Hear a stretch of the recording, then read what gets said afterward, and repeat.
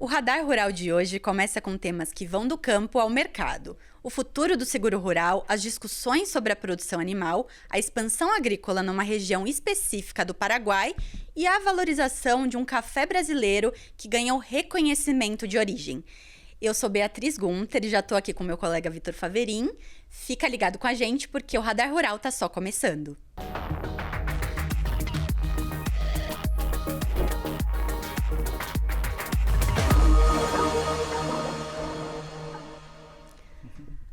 Olá a todos, oi Vitor. Olá Bia, tudo Prazer bem? em te ter aqui como meu colega de bancada novamente. Prazer é todo meu. Como é que passou a semana? Passei muito bem, viajei. Fiquei sabendo. Foi gostoso. Mas a gente vai deixar todos esses pormenores da viagem pro final, porque tem um tema bem legal pra gente discutir no final aqui do podcast. Sim. Bom, acho que a gente já começa com um destaque que tá deixando o produtor preocupado, né? Que é a confirmação do corte de 461 milhões de reais do Programa de Subvenção ao Seguro Rural, PSR. Então, o governo cortou esse recurso do orçamento e, claro, gerou um certo desconforto entre as entidades do agro, entre os produtores rurais. Antes da gente começar a discutir, de fato, esses problemas, eu acho que é importante a gente, além de trazer esse valor que foi contingenciado, falar que, na prática, a verba do seguro rural encolheu quase 50%. Né? Então, é o famoso cobertor curto. Exato, passou de 1,1 bilhão que estava previsto para 638 milhões. E desse valor, Vitor, 100 milhões já foram utilizados para dar apoio aos produtores, né? Eu acho que é importante a gente também falar que o governo, ele geralmente anuncia esses contingenciamentos por causa de déficit de conta pública, endividamento do próprio governo, né, no caso. Sim. E aí, o Ministério da Agricultura falou, tá, vamos decidir aqui de onde vamos tirar esse dinheiro.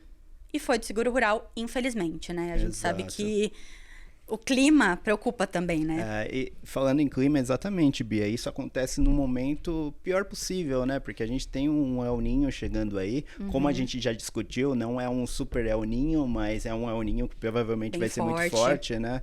Então pode prejudicar muito o produtor rural numa parte em que ele precisa de apoio, de suporte, né, para produzir.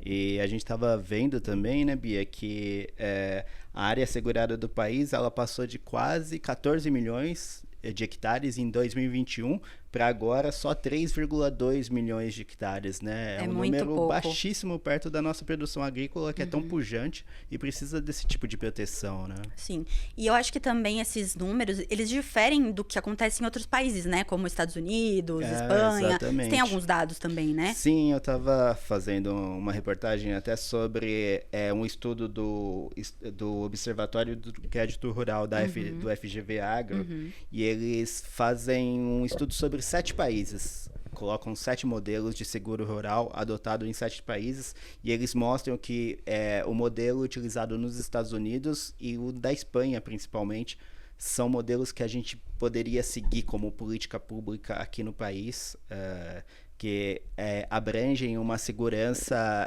abrangem uma área segurada muito grande, né? Nos Estados Unidos, essa área chega a 90% da produção. E aqui a gente está falando de um menos de percentual 5%, baixíssimo. eu acho, menos né? de 5%, exato. Na Espanha também é um modelo bem interessante. Eles adotam um sistema de público-privado para fazer essa segurança para o produtor. E nos Estados Unidos a gente sabe, né, a área agrícola segurada e subsidiada pelo governo é a maior que tem, né? Não à toa que eles estão com uma produção tão grande, e isso há décadas, não é, Bia?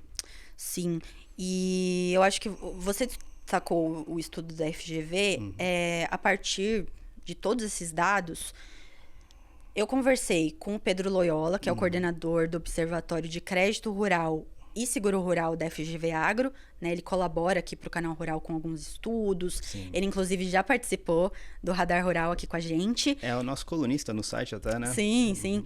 E ele fala uma coisa bem interessante, que esse corte acontece às vésperas do Plano Safra, basicamente, menos de um mês antes, né? Sim. Porque esse anúncio foi oficializado, esse corte foi oficializado no dia 9 de junho.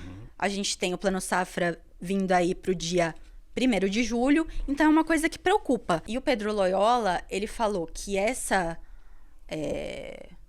esse corte, né? Ele dá sinais trocados pro mercado. Porque, de um lado, o governo, mais especificamente, o secretário de Política Agrícola, Guilherme Campos, ele até citou isso no áudio que ele mandou para mim. Ele dá uma entrevista falando... Isso não sou eu que tô falando, tá, gente? Ele deu realmente essa entrevista, é pública, enfim. Falando que o seguro rural vai ser prioridade no Plano Safra. E aí, 2 semanas depois, vem e dá esse corte de um valor que já é irrisório, digamos assim, né? Sim. Para uma produção do tamanho da nossa, R$1 bilhão já não cobre. Exato. E aí o governo vai lá, corta quase metade desse orçamento, né? Então, assim, basicamente, para resumir, o que o Pedro Loyola disse, né?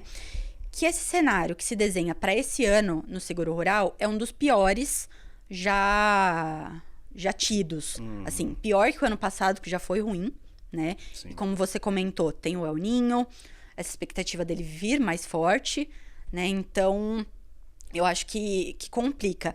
Ele também falou que isso aumenta as incertezas, né? Porque o contingenciamento... Essa palavra é difícil, né? É difícil. Ele reduz a previsibilidade, uma outra palavra difícil, né? Para os produtores e também para as seguradoras. Né? Porque as seguradoras não têm ali a certeza de que o subsídio vai acontecer. E ela precisa aumentar os custos administrativos dela porque não tem essa segurança por trás, Sim. né? E aí vira uma bola de neve. Enfim, tá complicado, né? Bom, Plano Safra daqui a pouco tá aí. A gente vai tratar desse assunto semana que vem. É um spoiler do que vem por aí, mas é só isso que a gente vai falar, né, Vitor? Exato, por enquanto é só isso. É só isso. E agora, a gente muda o nosso radar, porque tem um outro tema que está preocupando a produção brasileira, né? Que é o embargo da União Europeia contra os produtos agrícolas brasileiros, mas de origem animal, né? O que mais preocupa são as carnes, porque é o que a gente mais exporta para lá. Exato. E nessa toada, a BPA e a ABIEC, elas se juntaram para tentar mandar um recado para a União Europeia? Será que dá para dizer assim? Acho que sim, Bia. Eles quiseram dizer claramente que o Brasil está priorizando o corte, o banimento desses antimicrobianos, né, que a União Europeia não tolera. E também estão dizendo que não faz parte do ciclo inteiro da pecuária, né? Esses antimicrobianos. Eles são usados em partes específicas do ciclo do bezerro ali, do leitão, né? Aí, inclusive, a BPA ela pediu ao MAPA, né, que as restrições de derivados do ácido, outra palavra difícil, fosfônico.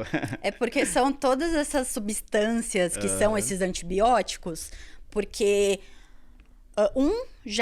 o MAPA já pediu a proibição, né? E a BPA e a BIEC, elas pedem mais 4, a inclusão de mais 3 ou 4, agora eu não tô certa na conta. Acho que são 3. 3, né? Isso. E aí somando com esse que já é... Aí que já é banido, formam 4. 4. É a enramicina, a avilamicina e a flavomicina. Nossa, difíceis, hein? Difíceis essas palavras. Mas assim, uma das coisas que o Ricardo Santin, que é o presidente da BPA, sempre fala aqui nos recados que ele manda pro Canal Rural, é que a cadeia principalmente de aves, ela já não utiliza essas substâncias para exportação para a União Europeia. Esse posicionamento dele veio na semana passada, depois que veio essa notícia do embargo, né? Eu acho que é importante a gente destacar também que esse documento, tanto da BIEC quanto da BPA, foi o Canal Rural teve acesso exclusivo antes, né? E eu acho que demonstra essa força de vontade do setor de comprovar. Porque uma coisa que o Ricardo Santin também falou, que a rastreabilidade já acontece em toda a cadeia. Então, assim, o que falta agora é garantia de fiscalização, né?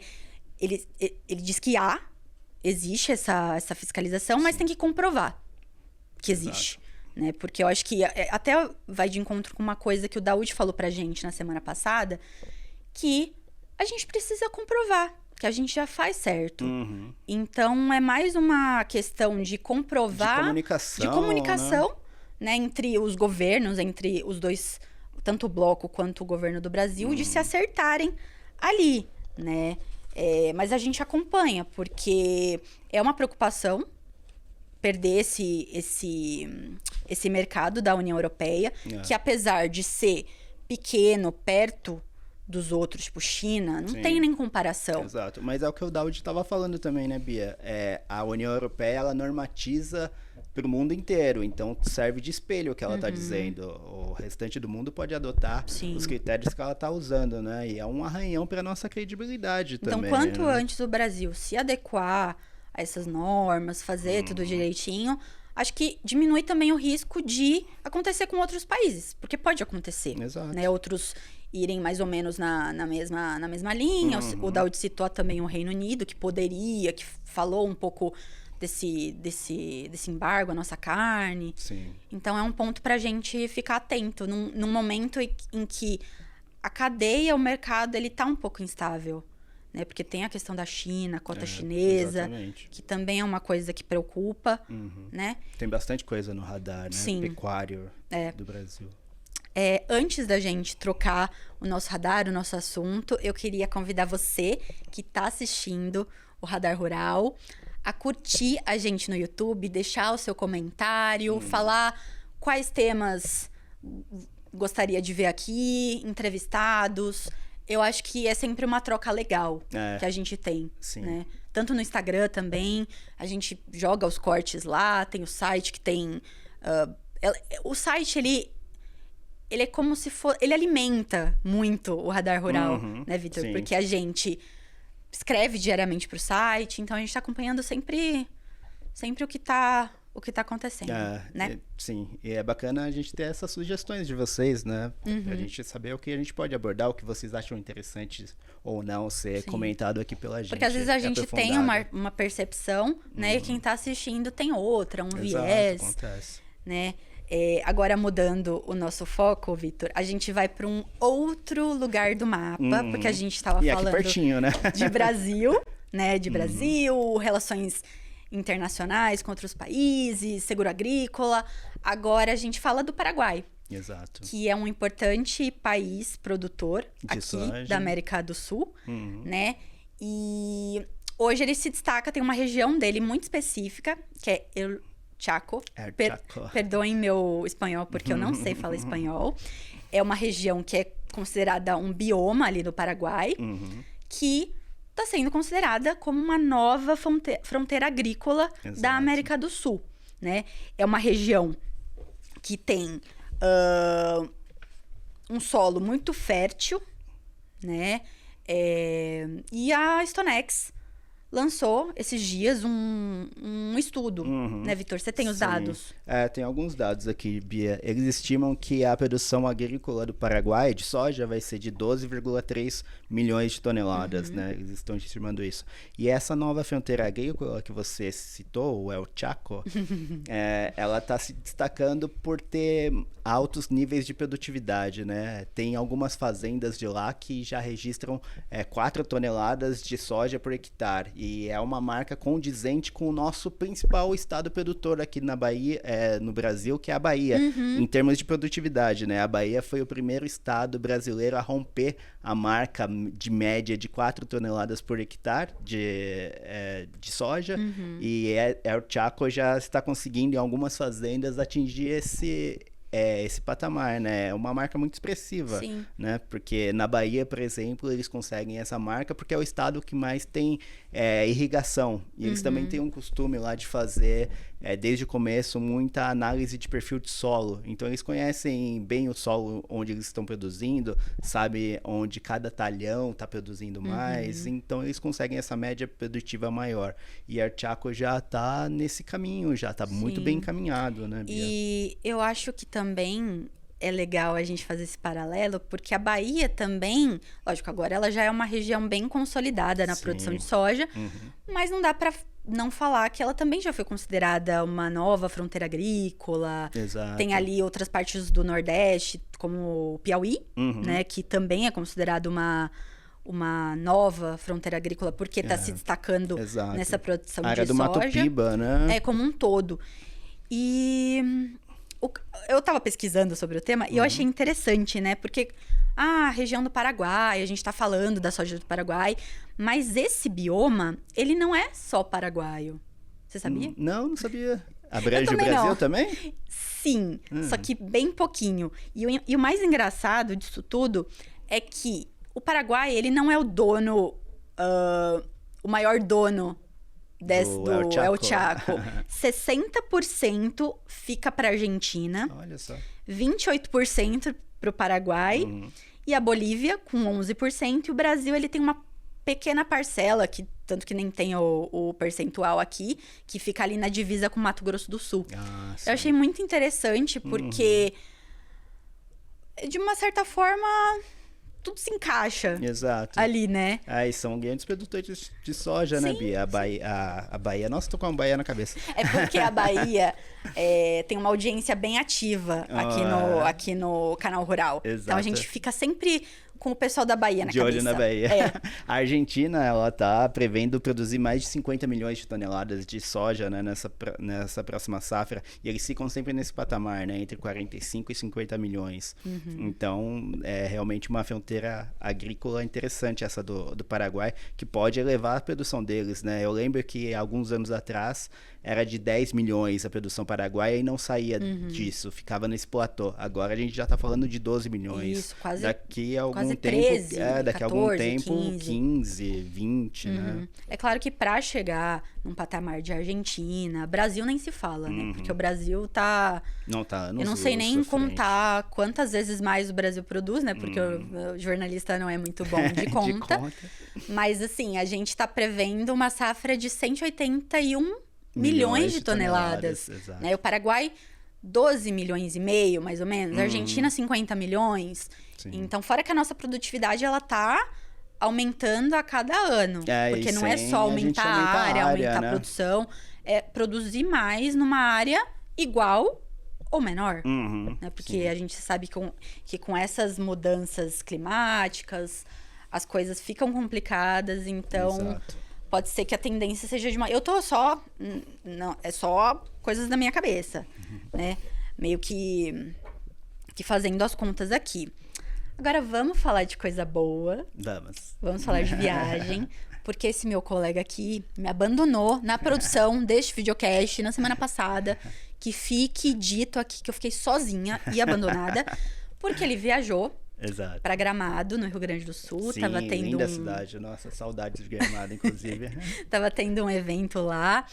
E eu acho que seria interessante você começar falando de uma história curiosa de um café que foi para pior café, não é do mundo, tá? Mas um dos piores cafés do Brasil para um café premiado. Como é que é isso, Vitor? Exato. A gente está falando da região de Caparaó, que abrange 10 municípios capixabas e 6 mineiros. Eles produzem café em altas altitudes, a mais de 1.200 metros. E era uma produção bem irregular, porque a florada dava em vários várias etapas do ano. E os grãos ficavam muito irregulares. Então, por isso eles não conseguiam produzir um café de qualidade.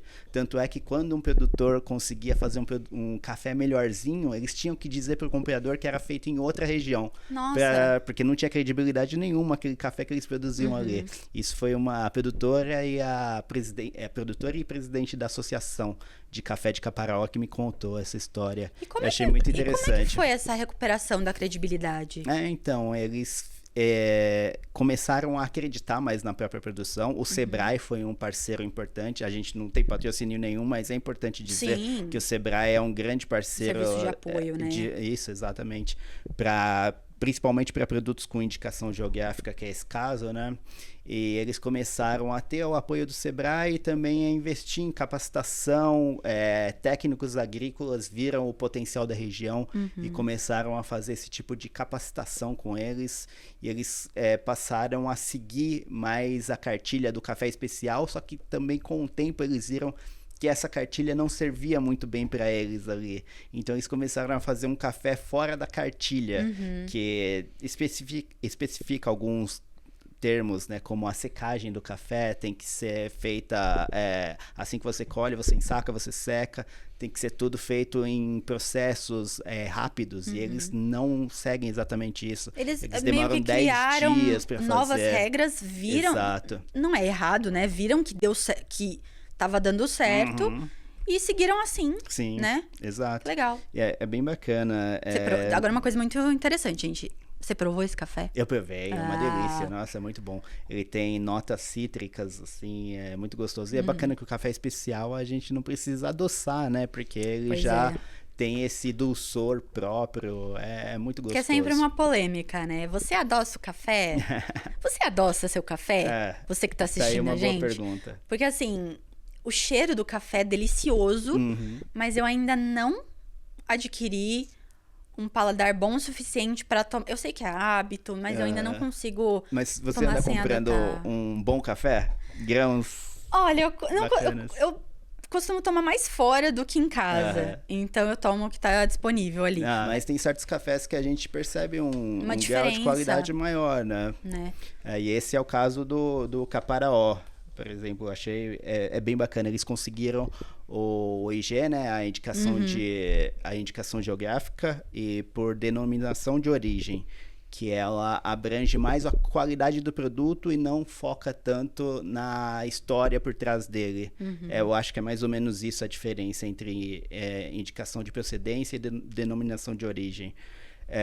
E é muito bacana o como eles conseguiram dar essa volta por cima, né? Porque imagina, você produzir um café com todo cuidado, com todo carinho, e alguém falar, nossa, esse café é o pior café que eu já tomei. É o pior café possível, a mulher dizia, até que muitos falavam isso.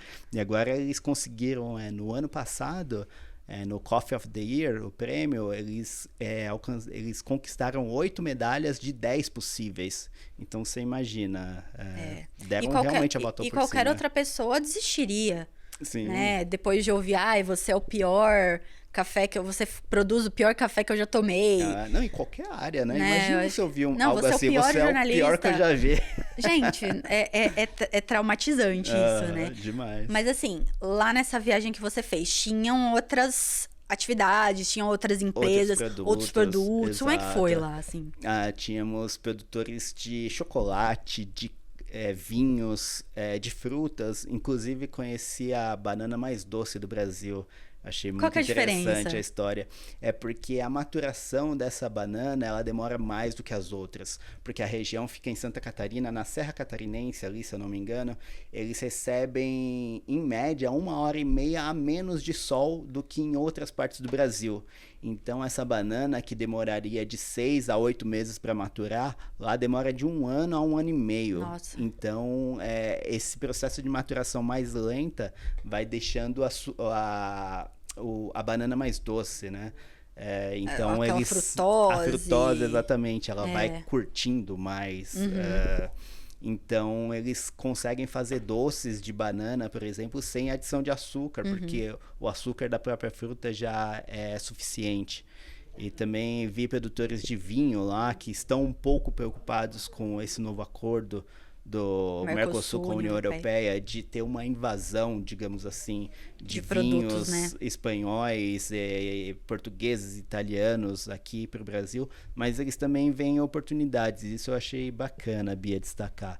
Porque 2 produtores lá me disseram que enxergam o potencial para exportação e também para o leste europeu, que é uma parte, digamos, menos badalada da Europa, mas que também demanda produtos de qualidade, né? Que o produtor brasileiro ele pode suprir isso. É interessante. Legal. E eu acho que é importante também a gente falar que esses produtos que têm a indicação geográfica é mais uma chancela de que o produto é muito bom. Exato. Porque cada vez mais o consumidor ele tá atrás da origem, como é que foi produzido.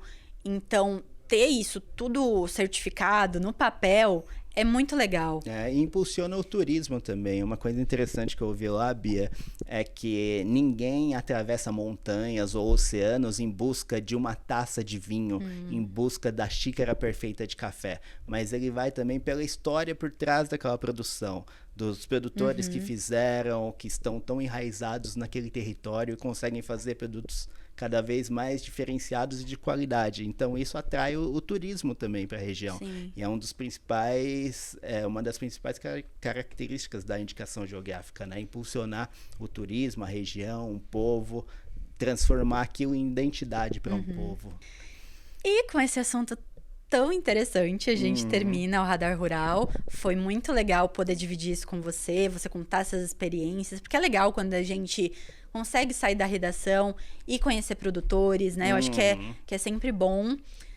Volto a convidar você que está assistindo a gente a curtir, a ativar a notificação. Toda sexta-feira tem episódio novo do Radar Rural no YouTube a partir das 3 da tarde, aqui na programação do Canal Rural. O programa vai ao ar aos sábados, às 9h15 da manhã, e também às segundas-feiras, 11h30 da manhã, antes do Mercado e Companhia. Exato. Então, até semana que vem, Vitor. Até, Bia. Foi um prazer, como sempre. Também. Tchau, gente. Tchau, tchau.